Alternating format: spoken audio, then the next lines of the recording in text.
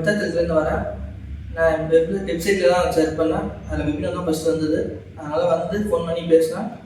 எனக்கு பிடிச்சிருந்தது. நான் அதை வந்து ஜாயின் பண்ணி லேப்டாப் அண்ட் மொபைல்ஸ் 2மே பண்ணேன். இப்போ கம்ப்ளீட் பண்ணிவிட்டேன். எனக்கு சாட்டிஸ்ஃபேக்ஷனாக இருந்து கற்றுக் கொடுத்தது. எனக்கு ஜாப் ஆப்பர்ச்சுனிட்டி கிடச்சிருச்சு.